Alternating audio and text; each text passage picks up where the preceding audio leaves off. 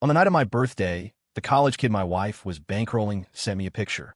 In it, Chloe was lying topless in his arms, the flush of passion still on her cheeks. The text read, "She loves me. Why can't you just let her go?" I stared at the photo, my face a blank mask, and forwarded it to Chloe. "Is this what you want? Fine. I'll give you what you want." She'd forgotten. She'd forgotten that our marriage was the very thing she had once moved heaven and earth to have. If freedom was what she craved now, I'd give it to her.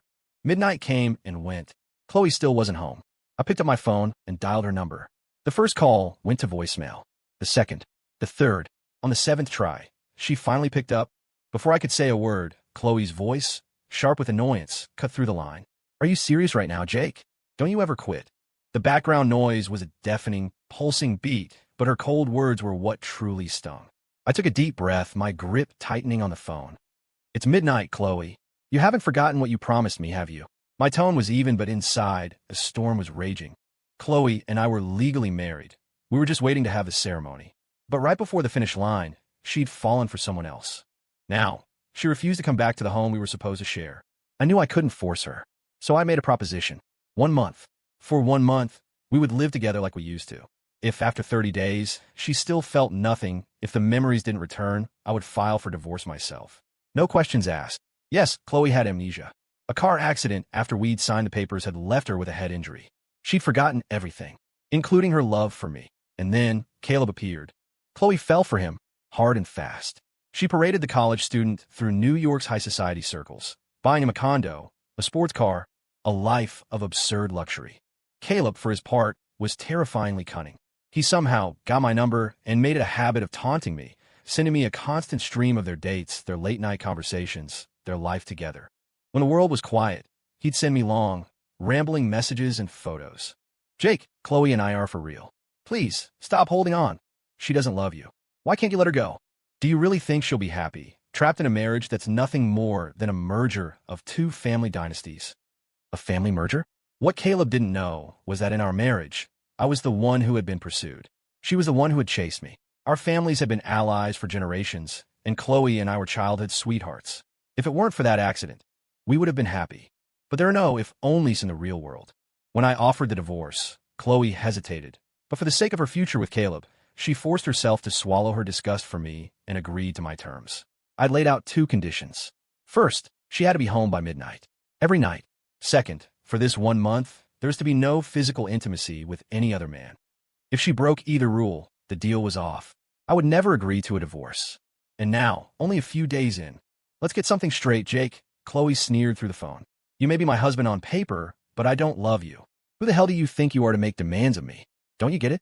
Every time I come home and have to look at your face, it makes me sick." She hurled the words at me without a second thought, completely indifferent to the pain they caused. I clenched my jaw, fighting to keep my composure. From the other end of the line, a young man's voice whined playfully. "Chloe, if you stay on the phone any longer, I'm going to get really mad. Come on, 3 shots as a penalty. Drink up, and I'll forgive you." It was Caleb. A moment later, I heard Chloe's laughter, laced with a tenderness and affection I hadn't heard in months. All right. I get it, you little jealousy monster." Her tone turned to ice as she spoke to me again. "Are you done? If not, stop wasting my time." "Chloe," I said, my voice cold, "don't forget our agreement. Either you come home now, or I'm coming to get you. Otherwise, you can forget about ever getting a divorce from me." The line was silent for a full 30 seconds before she spat out, "You really are a pathetic bastard." But she'd folded. When I pulled up to the club, I found her holding court with a pack of trust fund brats, the kind of guys famous in our circle for living off their family names. Before her amnesia, Chloe wouldn't have been caught dead with them. She used to call them parasites, coasting on their parents' achievements. Now, she was one of them. Someone spotted me almost immediately. Well, Chloe, isn't it your husband?"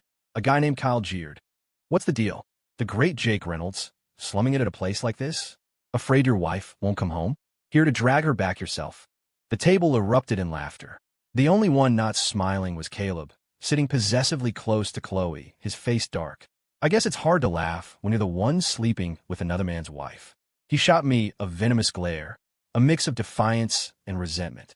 Chloe, sitting in the center of the booth, watched my arrival with nothing more than profound irritation. She took a delicate sip of her drink. "Way to kill the mood," she muttered. I ignored her, forcing myself to push past the wave of her disgust. "It's time to go home," I said quietly. Caleb immediately put on a pouting act, grabbing her arm. But Chloe, I'm not done having fun yet. Chloe's expression softened into one of pure adoration. She wrapped an arm around him, whispering something in his ear. They were completely lost in their own world, leaving me standing there like some villain trying to tear true love apart. Even the jaded heirs at the table seemed to think it was a bit much. Not that they were on my side, they were just eager to pour gasoline on the fire. Hey, Reynolds, Kyle said, picking up a bottle of whiskey.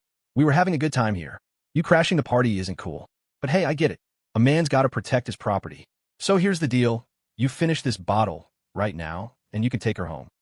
I frowned, about to refuse, but Chloe chimed in, enjoying the spectacle. Oh, he can't say no, she said to Kyle, a malicious glint in her eye. My family and his have a business deal in the works with your father. I'm here tonight to network.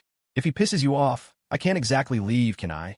She pulled her arm from my grasp and settled back into the booth, watching me with amused curiosity, waiting to see how I'd escape the trap she'd just set.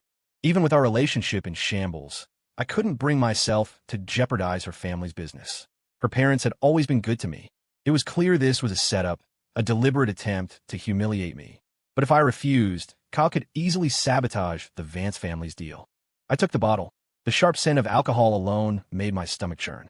My chronic stomach condition had plagued me for years. It had landed me in the hospital more than once. Back then, Chloe had been frantic with worry, spending hours researching and making special meals for me. She, a Vance heiress who'd never cooked a day in her life, had put on an apron and painstakingly learned to make things that wouldn't hurt me. If you don't listen to me and end up in the hospital again, she'd once pouted, I'll go out and start binge drinking and eating junk food until I make myself just as sick. Back then, my health was her world. The image of that woman flickered and merged with the cold stranger sitting before me. But they refused to become one. With everyone watching, Chloe's mocking gaze burning into me, I lifted the bottle to my lips. Fine, I'll drink. The club's whiskey was cheap, harsh, and brutally strong. After just a few swallows, a cold sweat broke out on my forehead, and my face went pale. The searing pain in my stomach made me gag. Seeing my state, even the trust fund kids backed off.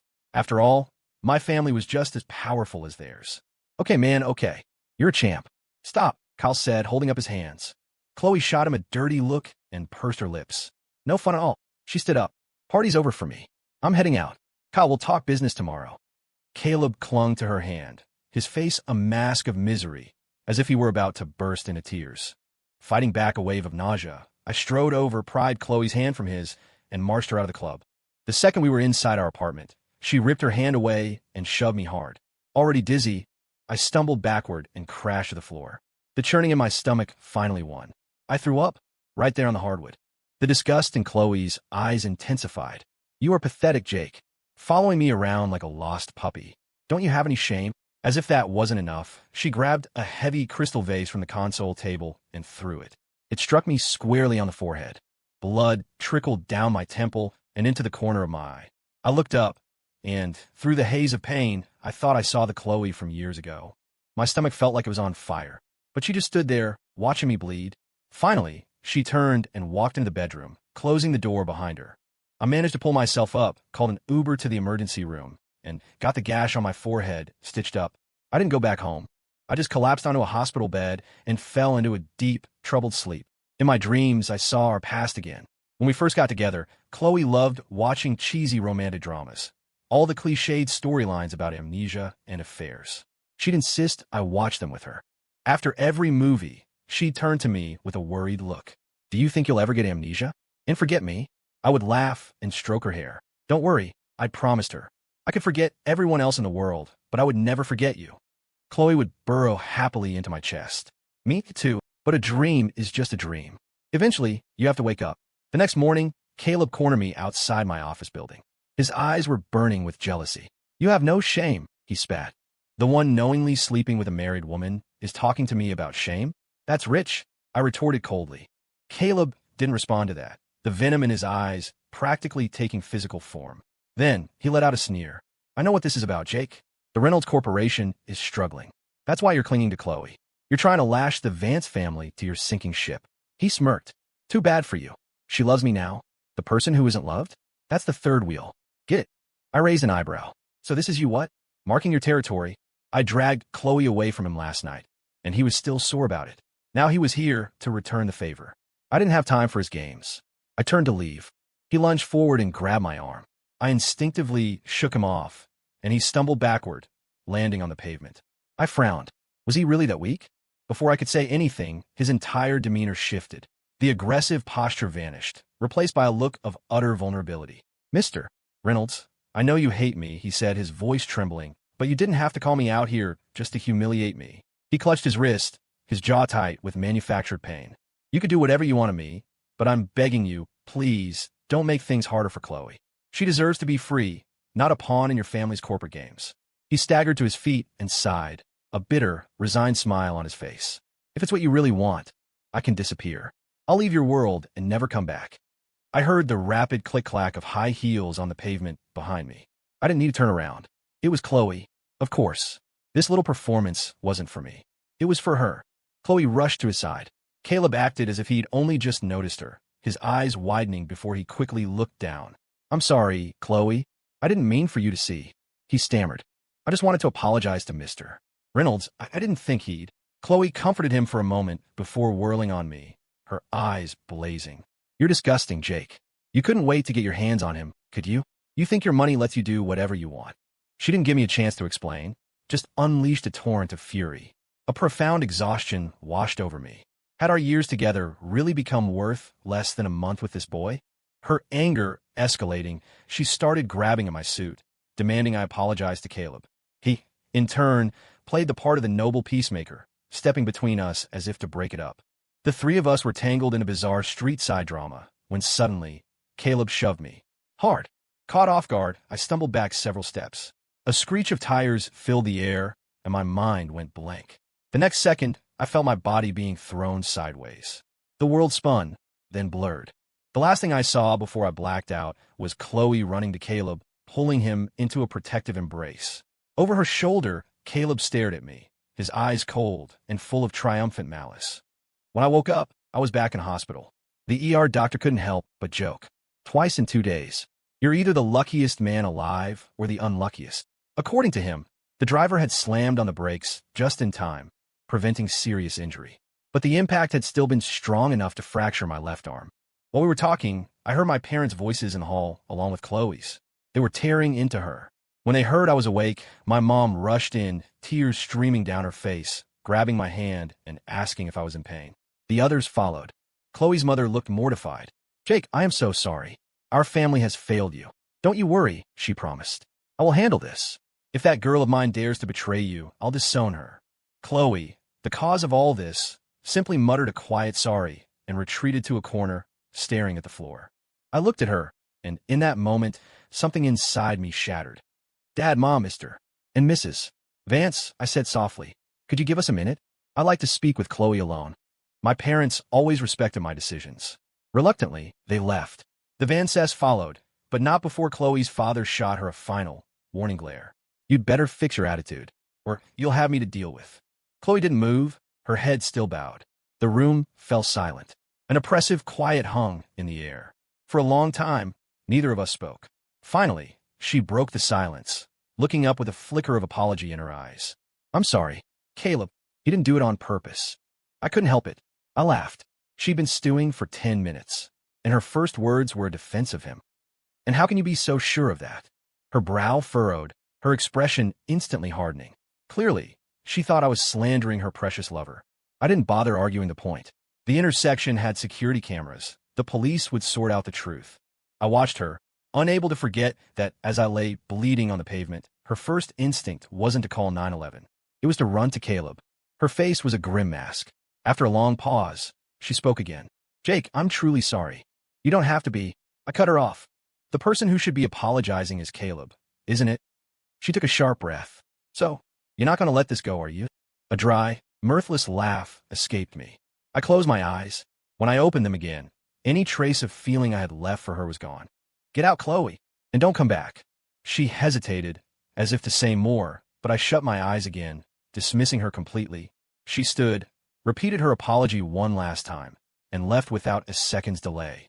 Her lover was probably waiting for her comfort, and she couldn't afford to waste a single moment. I didn't forgive Caleb. As soon as Chloe was gone, I called my lawyer and told him to press charges for aggravated assault. Caleb was arrested.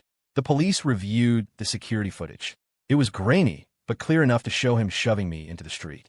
That alone was enough to put him away for a few years. When Chloe heard the news, she stormed into the hospital. She kicked open my door and marched to my bed. "What the hell do you think you're doing, Jake?" she screamed, grabbing my injured arm.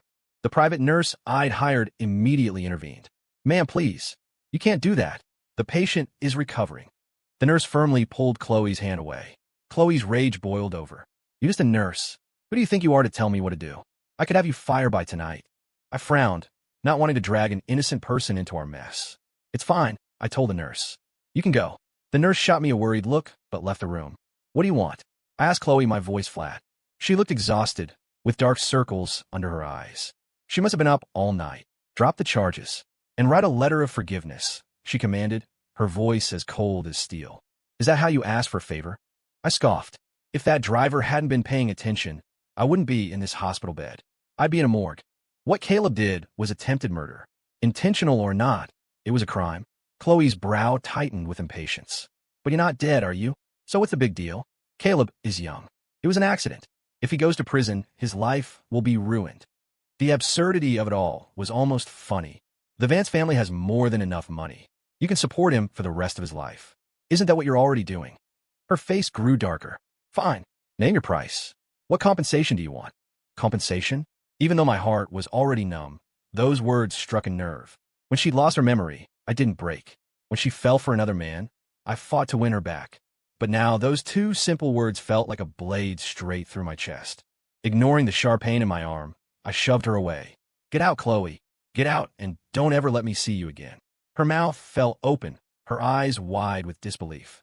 And for the record, I continued, my face in a motionless mask. "Caleb is going to prison. Even with all the Vance family's influence, you can't make this go away. So you might as well accept it." She pressed her lips into a thin line, her eyes filled with ice. "Name a condition. Anything. Just sign the letter." How ironic. The woman who couldn't stand the sight of me was now willing to do anything for another man. A slow smile spread across my face. "Anything." She clenched her jaw and nodded. "Anything." I took a deep breath. "Fine. I want you to go through with our wedding." Chloe's face turned into a mask of pure fury. "Are you that pathetic, Jake? Does forcing someone who doesn't love you to stay by your side actually make you happy?" She was so furious, I thought she might actually try to strangle me. But she never got the chance. The nurse outside heard our shouting and called my parents. Chloe shot me one last, hateful glare before storming out. When my mom heard about my demand, she sat by my hospital bed and cried. "Oh, my son," she sobbed. "Why are you torturing yourself like this?" A bitter taste filled my mouth, but I tried to soothe her. "It's okay, Mom. I know what I'm doing." My parents ached for me. They didn't want me to keep clinging to a lost cause. But I couldn't let it go. I couldn't just let them walk away scot-free. I'd long suspected something was off about Chloe's amnesia. Even if she had forgotten me, why was she so cruel? And why only to me? I had spoken to her neurologist, who had discreetly implied that Chloe was in perfect health. There was no medical basis for her selective memory loss. That's when I knew. Chloe wasn't suffering from amnesia. She was faking it. Her act was too desperate. A person who loses their memory doesn't suddenly undergo a complete personality transplant, unless they're doing it on purpose. She was trying to force my hand to make me so disgusted that I would be the one to leave. Well, if that was her game, I wasn't going to let her win. In the end, Chloe agreed to my condition. The wedding preparations were swift. Her parents, thrilled at what they saw as their daughter finally coming to her senses, took care of everything. They spared no expense, booking the best of everything. Chloe, however, was nowhere to be seen in the days leading up to the ceremony. I knew why. She was spending every possible moment with Caleb, comforting him before he had to report to prison. I had known Chloe's love. When she loved someone, she gave them everything she had, without reservation. For a fleeting moment, I almost envied him. 3 days before the wedding, at her parents' insistence, Chloe finally came home. It was the day we were scheduled to take our wedding photos. At the boutique, she was a statue of ice, the disgust and impatience in her eyes on full display for everyone to see. Even the staff looked uncomfortable. I pretended not to notice, getting dressed in my custom tuxedo. When Chloe emerged from the dressing room, helped by the stylists, she was breathtaking. I had imagined her in a wedding dress 1,000 times, and she was just as beautiful as I'd pictured, almost ethereal. But as I looked at her, my heart felt strangely, unnervingly still. Let's just get this over with, she snapped. I turned to meet her impatient gaze. It was the same face, but somewhere along the way, it had become the face of a stranger. Of course, I said with a smile. At her insistence, we didn't even go to a studio. We took a few perfunctory shots right there in the boutique. The second we were done, she practically ripped the dress off and left. The boutique staff looked at me with pity. I paid them no mind. Please have a set of the prints delivered to the Vance residence, I told the manager with a polite smile. The wedding was a grand affair. Despite the rush, it was a top-tier event, attended by our families and a who's who of the business world. It was the social event of the season. Chloe, no matter how much she hated it, had to play her part in front of all those people. Then came the ring exchange. Just as we were about to say our vows, Caleb appeared. He stood at the entrance to the grand ballroom and, in front of hundreds of guests, dramatically slashed his wrist. Chloe screamed. She dropped the ring, and ignoring the horrified gasps and her parents' frantic calls, she ran to him, hiking up her couture gown. Caleb, don't scare me. I'm not marrying him. It's over. I'll take you to the hospital right now, she cried, helping him up. The room erupted in chaos. Our parents were mortified. Chloe's father smashed his champagne flute on the floor. If you walk out that door today, you are no longer my daughter, he roared. Chloe didn't even look back. And just like that, the wedding of the year ended in a tabloid-worthy farce. After a long evening of managing the fallout, I came home to a message from Caleb. I win. Again. Just those 3 words, dripping with smug satisfaction. He'd also posted to his Instagram story a video of Chloe fussing over him in the hospital, her eyes filled with love and worry. I turned off my phone. Later, I heard that Chloe had knelt outside her parents' mansion for a day and a night, begging them to accept Caleb. Her father's blood pressure skyrocketed, and he was rushed to the hospital. Her mother went from shouting to weeping. Eventually, Mrs. Vance called me. Jake, I'm so sorry, she said, her voice thick with tears. But she's our only daughter. I understood. A child is a parent's greatest weakness. The same woman who had sworn to disown her daughter was now changing her tune. I understand, Mrs. Vance. Let's meet and talk. When I arrived at the Vance estate, Chloe was still kneeling by the front gate, her face set in a stubborn mask. Her mother stood on the porch, crying and pleading with her, but Chloe remained silent. When she saw me, she frowned. What are you doing here? She spat. I'm telling you, I will not marry you. Not unless I'm dead. I looked at her calmly for a long moment, then offered a small smile. I know. I'm here to give you what you want. I pulled the signed divorce papers from my briefcase. Sign them.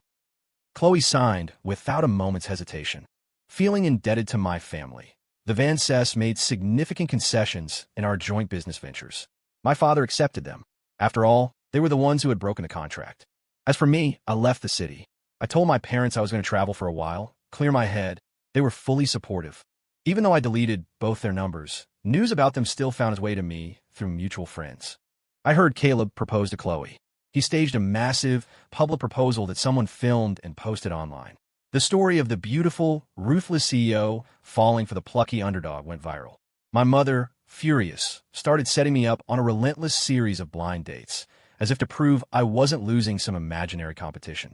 I finally gave in just to get her off my back. When I saw the woman sitting across from me at the coffee shop, a wry smile touched my lips. My mother was really pulling out all the stops. My date was Isabella Monroe, an A-list actress, the undisputed queen of Hollywood. She was, to put it mildly, stunning. Mr. Reynolds, hello. I'm Isabella, she said with a warm smile. The pleasure is all mine, Ms. Monroe, I replied. I'm familiar with your work.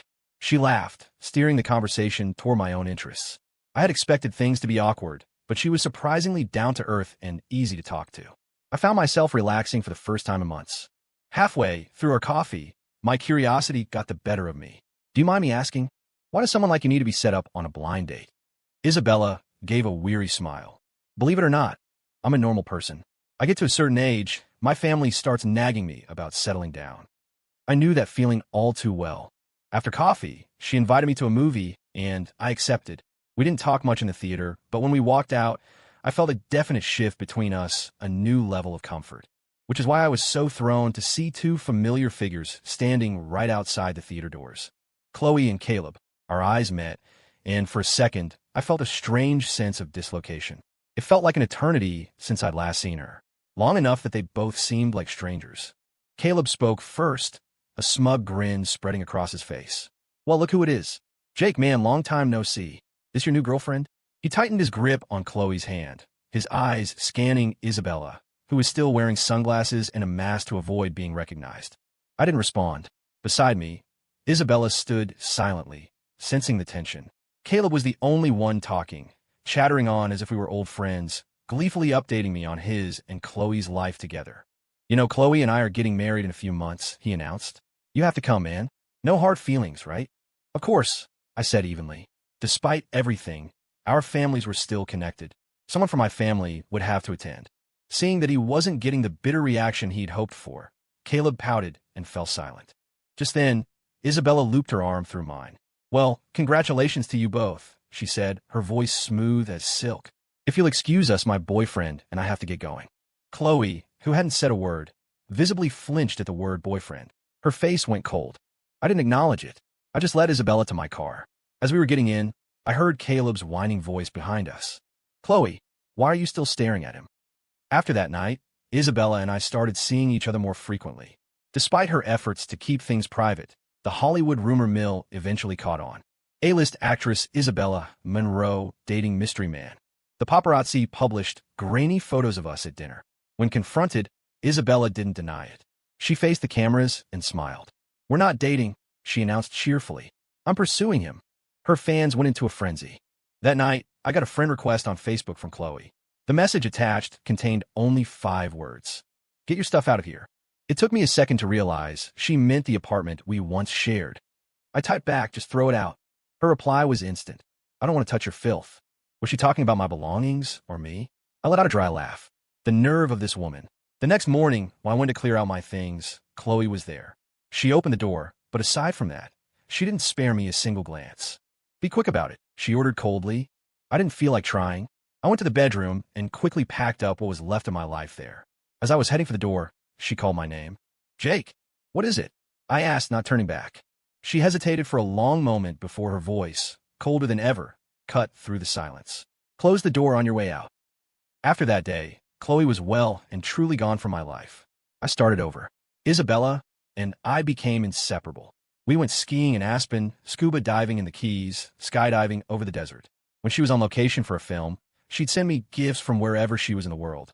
Our dates were inevitably caught by photographers and splashed across the internet. Isabella, far from trying to manage the PR crisis, simply posted a clear photo of the two of us on her official Instagram. The caption read, "My boyfriend is a private person, so please be respectful and give us some space to be normal." It was, for all intents and purposes, an official announcement. Not to be outdone, I posted a picture of us embracing on my own social media. I started sharing little snapshots of our life together. Friends and family flooded the comments with congratulations, happy that I'd found real love. Among the sea of likes and well wishes, I thought I saw one from Chloe. I just scrolled past it. On our first New Year's Eve together, Isabella was stuck on set and couldn't come home to celebrate with my family. She called that night to apologize. My mother heard her voice, snatched the phone from my hand before I could protest, and started gushing, calling her Bella and treating her like the daughter-in-law she already was. I was shaking my head with a helpless smile when the doorbell rang. I opened the door and was stunned to see who was standing on the porch. "What are you doing here?" It was Chloe. Her face was red from the cold, and she was shivering. She'd clearly been waiting outside for a while.